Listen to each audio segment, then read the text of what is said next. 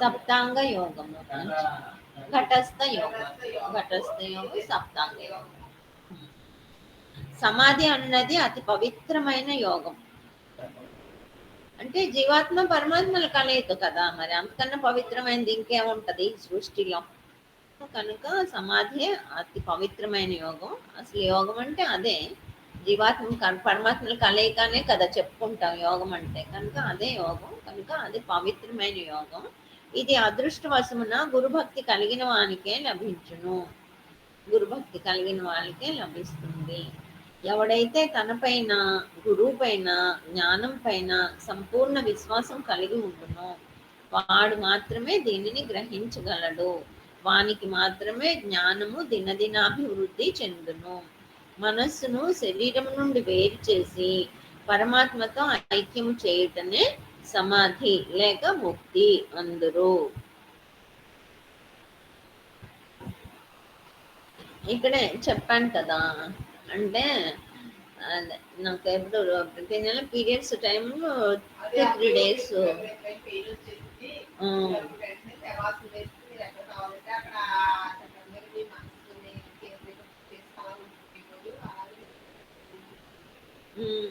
ప్రతి నెల జరిగేది అనమాట. అంటే ఎక్కడున్నాడు తండ్రి, ఎక్కడున్నావు అని చక్రాల్లో వెతికేసి దాన్ని ఎక్కడుందో అక్కడి నుండి తీసుకొచ్చేసి సహస్రాల దగ్గర పెట్టేసి ఒక 2 నిమిషాలు అలా ఉండేసరికి ఇక్కడ చెప్పినట్టుగా అది మనస్సును శరీరం నుండి వేరు చేసి పరమాత్మతో ఐక్యం చేయటమే సమాధి లేక ముక్తి అందరు. అలాగా అక్కడ పెట్టిన 2 నిమిషాల్లోనే హాస్పిటల్లోకి తీసుకెళ్ళిపోయేవారు గురుగారు. మరి అసలు ఎప్పుడు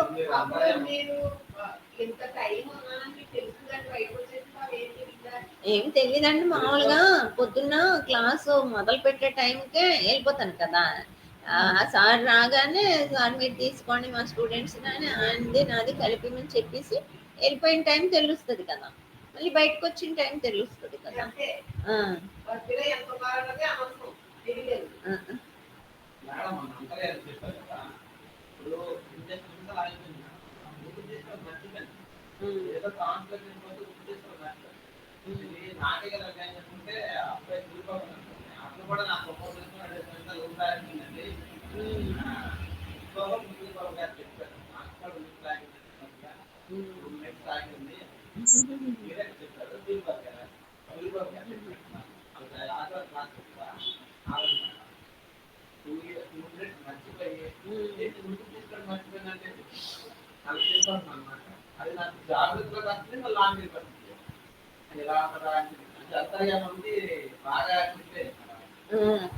అంటే అసలు చెప్పాలంటే నేను ఎప్పుడు అంతర్యానం చేసినా ఆ స్థితిలోకి వెళ్ళిపోయి ఉండిపోయేదాన్ని చాలాసేపే.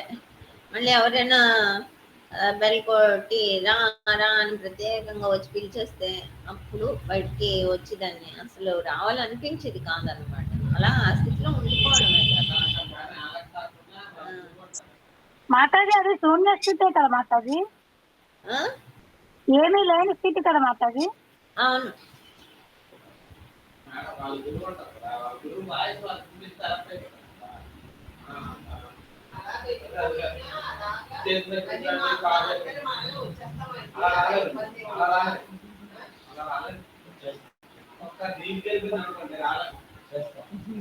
అప్పుడు మళ్ళీ గురువు లేక గురువు గురువు మాట వెళ్తా ఉంటుంది కాబట్టి మళ్ళీ గురువు చేతులు లేకపోతే మళ్ళీ ఏమైనా అవును, మన గురువు బాహ్యంగా కాదు కదా, అంతర్గతంగానే ఉన్నారు కాబట్టి ఆయన లేపేస్తారు. ఎందుకు గాడి నిద్రలో ఉన్నా కూడా కరెక్ట్ గా 3 గంటలకల్లా లేపేస్తారు కదా. అలాగా మామూలుగా అయితే ముందు సంకల్పించుకోవడం మంచిదే అంటారులే, ఎన్ని గంటలు లేవాలి అన్నాను. మరి మనకి గురు సంప్రదాయం కాబట్టి ఆయన చూసుకుంటారు అలాంటివి. మరి ఇప్పుడు నేను మొదటిసారి చదువుతున్నాను ఇవన్నీ. కేరళ సంహిత అనే దాంట్లో 8 ఉన్నది. గురుగారు ఎప్పుడు పుస్తకాలు చదవడాన్ని ఎప్పుడు ఎంకరేజ్ చేయలేదు. మీకెందుకు లివింగ్ బుక్ ఎదురుగా ఉంటుండగాను అనేది. అలాగా మరి ఇవన్నీ నాకేం తెలీదు. ఇందాక అవన్నీ చెప్తున్నాడు కదా, భావించుకొని అక్కడ అవిను మళ్ళీ అంటే ఇలా తెల్లని వస్త్రాలు కలవాని గాను లేదంటే ఆ దేవతను ఆభరణములతోనూ వాహనములతోనూ అలంకరించి ఆరోపణం ప్రతిదినం గురువు చెప్పినట్లు ధ్యానించవలను ఇవన్నీ చెప్తున్నారు కదా. అలా నేను ఒక్కొక్కసారి ఒక్కొక్కలా చేస్తుండే దాన్ని. అప్పుడు దీక్షలో ఉండేవాడివి, ఒక్కొక్కసారి ఓ సినిమా పాటలతో కూడా వెళ్ళేదాన్ని. మీరు విన్నారో లేదో అప్పుడు మీ టైంకి. ఎక్కడ ఎక్కడ దాక్కున్నానో చెప్పుకో, ఇక్కడ వెతికి అక్కడ వెతికి పట్టుకో, అమ్మా అని బాబు పాడుతున్నట్టు అనమాట. అది భూమి లోపల నక్కుంటే అక్కడికెట్లా వస్తావు, ఆకాశంలో దాక్కుంటే ఎట్లా పట్టుకుంటావు అనేసి పాట. భూమి లోపల అనేసరికి అదే మూలాధార దగ్గరికి వెళ్ళిపోయేదాన్ని, ఆకాశంలో అన్నప్పుడు సహస్రారంకి వెళ్ళిపోయేదాన్ని. అలా ఆ పాటతోనే తక్కువ జంప్ అయిపోయేది దాటిలో లేదా. ఇంకా అంటే ఇక్కడ ఇంకా వస్తుందేమో, వచ్చినప్పుడు కొన్ని చెప్తాను. సమాధి అన్నది అది పవిత్రమైన యోగం. ఇది అదృష్టవశమున గురుభక్తి కలిగిన వానికే లభించును. ఎవడైతే తనపైన, గురువు పైన, జ్ఞానం పైన సంపూర్ణ విశ్వాసం కలిగి ఉండునో వాడు మాత్రమే దీన్ని గ్రహించగలడు. వానికి మాత్రమే జ్ఞానం దినదినాభివృద్ధి చెందును. మనస్సును శరీరం నుండి వేరు చేసి పరమాత్మతో ఐక్యం చేయటమే సమాధి లేక ముక్తి అందరూ. నేను బ్రహ్మమునే తప్ప అన్యమును కాదు, నిజంగా నేను బ్రహ్మమునే, నేను దుఃఖము తెలియని వాడను, నేను సత్యము, జ్ఞానము, ఆనందమయ రూపము కలిగిన వాడను, ఎప్పటికీ బంధనము అనేది లేని వాడను అనే అనుభవము సమాధి సిద్ధి వలన కలుగును. నేను బ్రహ్మమునే అనేది స్థిరంగా కలుగుతుంటది అనమాట. గేరండు సమాధులు 6 విధములుగా చెప్పాను. అవి ధ్యాన సమాధి, నాద సమాధి, రసానంద సమాధి, లయ సమాధి, భక్తి యోగ సమాధి, రాజయోగ సమాధి అన్నవి 6 రకాలుగా చెప్పారు. ఇవన్నీ కూడా ఈయన ఏంటంటే హఠయోగం కదా ఇదంతా. కాబట్టి హఠయోగ ప్రక్రియల ద్వారానే ఆ సమాధి స్థితిని పొందే విధానాలు అనమాట. ఈ 6 రకాలు కూడా హఠయోగ ప్రక్రియల ద్వారానే. మొదటి ధ్యాన సమాధి, సాంభవి ముద్రాభ్యాసం వలన. అంటే ఇప్పుడు చెప్పారు కదా శాంభవి అంటే అంటే ధ్యానం అనేది ఎప్పుడు చేయనా స్టెప్ 7వది. అంటే 6వది ఏంటి, ధారణ వచ్చిన తర్వాత చేసేదే ధ్యానం కదా. కనుక ధారణతో అంతర్లక్ష్యం బహిర్దృష్టి, సాంభవి ముద్రాభ్యాసం వలన సమాధిలోకి వెళ్ళిపోవడం అనేది ధ్యాన సమాధి. ఇవన్నీ చెప్తున్నాను కదా, ప్రతిదీ ఒక హఠయోగ అభ్యాసం ద్వారా సమాధిలోకి వెళ్ళే విధానాలే. సాంభవి ముద్రాభ్యాసం వలన ధ్యాన సమాధి. నాద సమాధి భ్రామరి కుంభకాభ్యాసం వలన, భ్రామరి ప్రాణాయామం. ఆ భ్రామరి చేయడం ద్వారా మనసు లయం అయిపోతుంది అనమాట. అలాగే కుంభకాలని నిన్న చెప్పారు కదా 64 చేయమని, కేవల కుంభకాలు అవి. అది అభ్యాసం చేసినా కూడా ఆ స్థితిలోకి వెళ్ళిపోతారు. ఒక పిల్లోడుని తండ్రి అడిగాడంట ఎర్ర పెట్టి వాళ్ళేసి పట్టుకోమనేసి. ఎంతసేపు పట్టుకోవాలి నాన్నగారు అని అడిగాడట.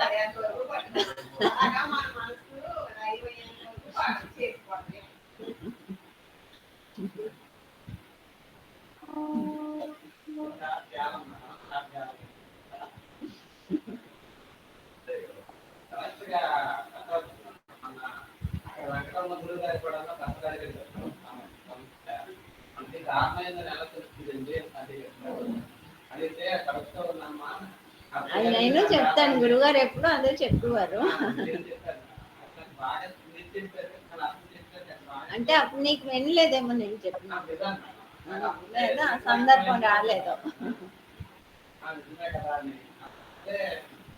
మనకే తెలుస్తుంది అని.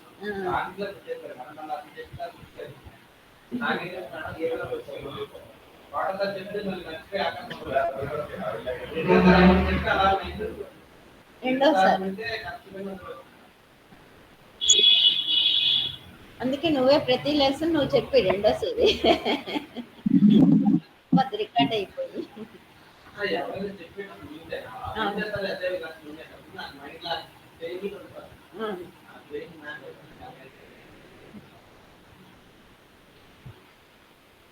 రసానంద సమాధి కేచరి ముద్ర అభ్యాసం వలన ఏంటి మనకి పంచ తన్మాత్రలు ఏంటేంటి? భూతిని వాసని ముక్కుని ఉమ్. రసం అంటే టేస్ట్, రుచి కదా. ఇక్కడ కేచరి ముద్ర అంటే ఎలా చేస్తాము? నాలుకని వెనక్కి మడిచి ఆ కుహర రంధ్రాల్లోని పెట్టేస్తాను కదా. ఆ లోపల పెట్టినప్పుడు అక్కడ రకరకాల రుచులు వస్తాయి అనేసి చెప్పడం జరిగింది కదా. అది రసం కదా, రుచికి సంబంధించింది. అందుకు రసానంద సమాధి. ఆ రసానంద సమాధి ఎలాగొస్తుంది అంటే కేచరి ముద్ర అభ్యాసం. నాలుకను వెనక్కి పెట్టడం వల్ల రుచులు వస్తూ ఉంటాయి. ఆ రుచులను ఆస్వాదించడంలో మనసు లయమైపోయి మనసుని దాటిన స్థితిని పొందేస్తుంది అనమాట కేచరి ముద్ర అభ్యాసం. వండరు, అదే లాక్కెళ్ళిపోద్ది. ఇప్పుడు నువ్వు పిల్లాడు ఎందుకులే బ్రహ్మార్పణం రాదు చెప్పండి నేను వెనక్కి చెప్తాను అన్నాడు టిఫిన్ చేసేటప్పుడు. నేను బ్రహ్మార్పణం చెప్తుంటే ఉండిపోయాడు అలాగా, లాగేస్తుందండి అనేసి. నేను 3 సార్లు చెప్పాను, చెప్పినా కూడా మరి చెప్పలే, వెళ్ళిపోయాడు. అలాగా రుచి అది లాగేస్తుంది, నీకేముంటుంది.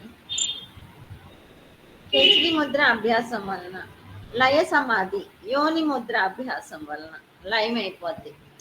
ఇది ఈ ముద్రని అంటే చెవులు మూసుకొని వెండం, కళ్ళు మూసుకుని ఏం కనిపిస్తుందో చూడటం అంటారు కదా. ఆ చూడటం ద్వారానే అలాగా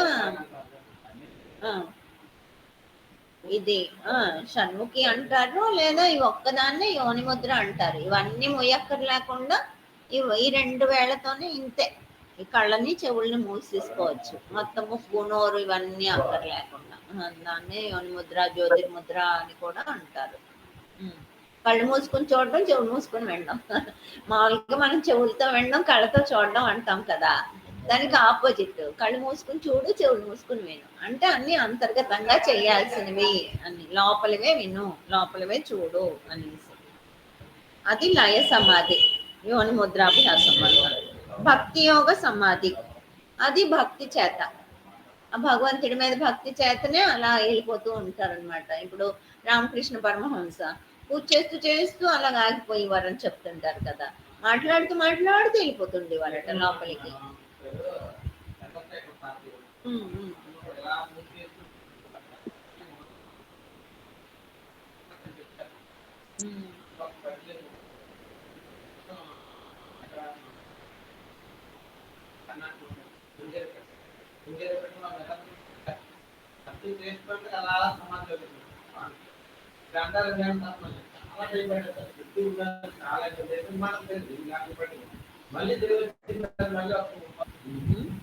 రాజయోగ సమాధి మనోమూర్ఛాభ్యాసం వలన పొందవచ్చును.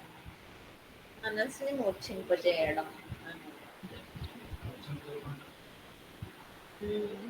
ఇప్పుడు అదే మనసు నీకు లాక్కెళ్ళిపోతుంది అంటున్నావు కదా, అది మూర్ఛిల్లా చేయడమే కదా. దేని మీద ఏ రకంగానైనా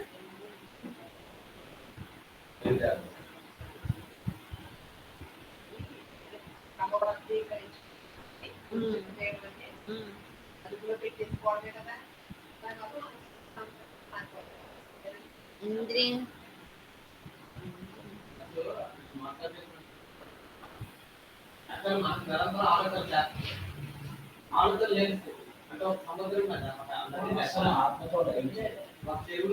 ఉంది వివరణ వస్తుందిలే, జస్ట్ పేర్లు చెప్పాడు, మళ్ళీ వివరణలు అన్నిటికీ ఇవ్వడం జరిగింది.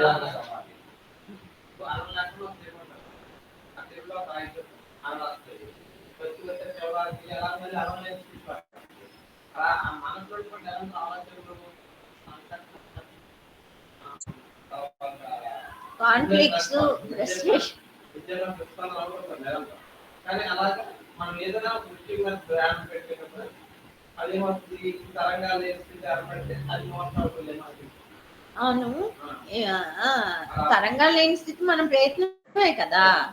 ఇప్పుడు తనకి కూడా ఆలోచనలు వస్తున్నాయి అనేసి చెప్పాడు. ఆలోచనలు వస్తున్నాయి అంటే సైకాలజీలోని ఒక సిద్ధాంతం ఏంటంటే ఆయన చెప్పేది, నువ్వు వణుకుతున్నావు కాబట్టి నీకు చలి పుడుతుంది, నువ్వు ఏడుస్తున్నావు కాబట్టి నీకు భయం వస్తుంది, నీకు బాధ వస్తుంది.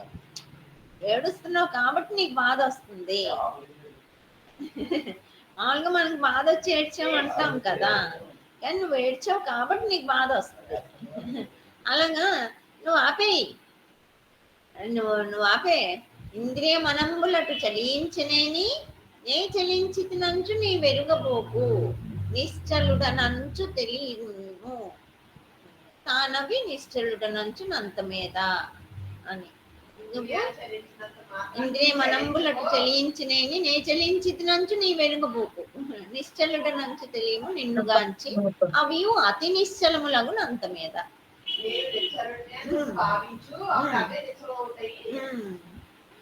అదనమాట. నువ్వు ఏడుతున్నావు కాబట్టి నీకు బాధ వస్తుంది అన్నట్టు, నేను నిశ్చలుండి నువ్వు భావించావంటే అవి అతి నిశ్చలం అయిపోతాయి అనేసి. దానికి మనకి ఇవన్నీ ఉపాయాలు అనుకోండి. ఆ కళ్ళని కొంచెం పైకెత్తేసి భ్రూమధ్యం దగ్గర అలా చూస్తున్నట్టు ఉండాలి. కళ్ళు తెరిచైనా కళ్ళు మూసుకునేనాను, మీకు తెరిచి అలవాటు అయింది కదా. ధ్యానయోగ సమాధి. తాంబవి ముద్రను చేసి బ్రహ్మను బిందు రూపముగా భావించి మనస్సుని దానిపై నిలపవలెను. తరువాత ఆత్మను ఆకాశం మధ్యకు, ఆకాశమును ఆత్మ మధ్యకు తేవలెను. అప్పుడు ఆత్మను ఆకాశమయముగా చూడవలెను. అప్పుడు ఆత్మను ఏది బాధించదు. ఆత్మ సంపూర్ణ ఆనందభరితమైనప్పుడు సాధకుడు సమాధిని పొందును. మామూలుగా మనసు మధ్య శక్తిని, శక్తి మధ్య మనస్సును అనేది ఒక దగ్గర వచ్చింది మనకి ముందు నేర్చుకున్న శ్లోకాల్లో. అలాగా ఇక్కడ బ్రహ్మన్ బిందు రూపముగా భావించి, బిందువు అంటే మనకు ఆ చైతన్యమే, చైతన్యాన్ని బిందువు అంటారు. దాన్ని సాంభవి ముద్రను చేసి, అంటే మరి అంతర్లక్ష్యం బహిర్దృష్టి, అది ఎక్కడుందో ఆ చైతన్యాన్ని పట్టుకుని ఆ బిందువుని బ్రహ్మను బిందు రూపముగా భావించి, ఆ చైతన్యమే బ్రహ్మ స్వరూపం కదా, భావించమన్నాడు. అది ఆ భావించడం అనేది తెలియకనే చాలా మందికి లేట్ అవుతుంటది ఈ మార్గంలో. బ్రహ్మంగా భావించమన్నాడు. మనస్సును దానిపై నిలపవలను. ఇప్పుడు నీకు శివుడు అంటే ఇష్టము, శివుడిని ఎదురుగా వచ్చి ఉంటే, నువ్వు నేను ఒకసారి సినిమాకి వెళ్ళొస్తానని వెళ్తావా? ఏం చేస్తావు? శివుడి దగ్గరే కూర్చుంటావు కదా, ఎదురుగా ప్రత్యక్షం అయితే బయటకు వెళ్తావా? అసలు ఆయనతోనే ఉంటావా? ఆయనతోనే ఉంటావు కదా. అలాగే నిజం అసలైన స్వరూపంలో ఆయన దర్శనం ఇస్తున్నాడు, భగవత్ స్వరూపంలో, కనుక ఆయనతోనే ఉండాలి. మనస్సుని దానిపై నిలపవలెను. ఆ మనస్సుని నిలిపేయాలి అక్కడ. అంటే చెప్పాను కదా, గురుగారు వాళ్ళ ఫ్యామిలీలో నారాయణ భజ అని ఒక అవధూత ఉండేవారంట. ఆయన తక్కువని వెళ్ళి ఆవులాగా వెళ్ళి ఆవుల సాల్లోని కుడుతుంటే తాగేసేవారట వెళ్ళి.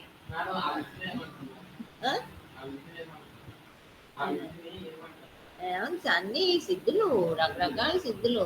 ఈ ఊర్లోనే ఉండేవారట పిల్ల. నారాయణ భజే అంటే అంతలాగా వస్తూ ఉండేవారు. ఏమో తెలియదు కానీ ఇక్కడ శ్రీరామూర్తి గారని ఉన్నారు కదా, ఆ పంతులు గారు ఉండేవారు, ఇప్పుడు షిఫ్ట్ అయిపోయారట. ఆయన ఈ సంగీత పాఠశాల దగ్గర ఉండేవారట.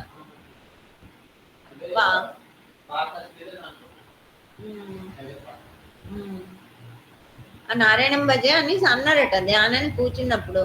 వెంటనే వాళ్ళ గురుగారమే స్క్రూ లూజ్ అయిందేటి అన్నారట. అంటే ఒక పదం, ఆ దేవుడి పదం లాగా శ్రీరామ్ అన్నట్టు అనుకో, అలాగ అన్నా కూడా లూజ్ అయిందా అనేసి. అంటే మనసుతోనే అనాలి కదా, నోటితోని మనసుతోని. అంటే లూజ్ అయితేనే బయటకు వచ్చి జారిపోయినట్టు కదా, లేకపోతే అక్కడ ఫిక్స్ అయిపోవాలి, నువ్వు అదిగా ఉండిపోవాలి, నువ్వు దాంతోనే కలిసి ఉండాలి.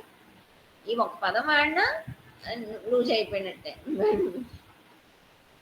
అంటే సాంబవి ముద్ర చేసి బ్రహ్మను బిందు రూపముగా భావించి, చైతన్యాన్ని బ్రహ్మముగా భావించి మనస్సును దానిపై నిలపవలెను. దాంతోనే కలిసి ఉండాలి. భగవంతుడే వచ్చాడు, భగవత్ స్వరూపమే కదా అది. దానికి ఏమైనా భగవంతు లక్షణాలన్నీ లేవా దానికి, చైతన్యానికి?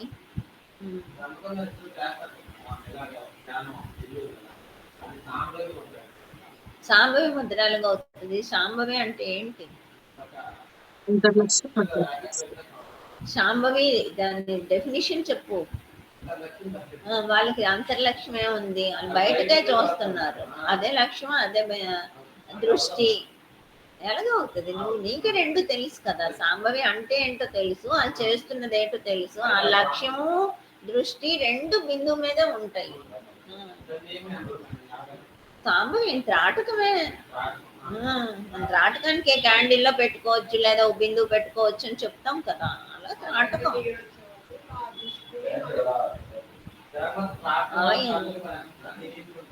శుభ్రంగా గురుగారు ఫోటోను చూసుకొని ఆయన భూమధ్యాన్ని అలా చూస్తూ ఉన్నా చాలు. కాన్సన్ట్రేషన్. ఇవన్నీ pratyahara technique, one of the pratyahara technique. అయితే వాళ్ళకి అదే హైలైట్ అనేసి ఓసారి రవి గారు అక్కడికి వెళ్ళారట. వెళ్ళినప్పుడు అవన్నీ చూసి నాకు జాలేస్తుంది అని చూస్తే వాళ్ళకి అదే టార్గెట్ అనేసి, అదే లక్ష్యం, దాన్ని చూడటమే హైయెస్ట్ అన్నట్టు. మరి ఇప్పుడు మరి ఆ తర్వాత ధారణ, ధ్యానం, సమాధి వేయలే కదా,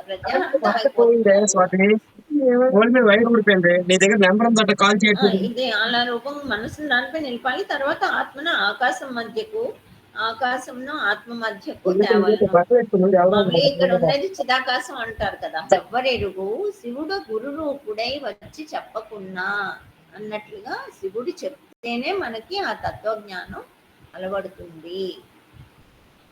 దీనిని తెలుసుకున్నవాడు భూమిపై పునర్జన్మ పొందడు, దానిని గ్రహించిన వాడు భూమి మీద మళ్ళీ జన్మ అంటూ ఉండదు అటు వాడికి అని చెప్పడం జరుగుతుంది.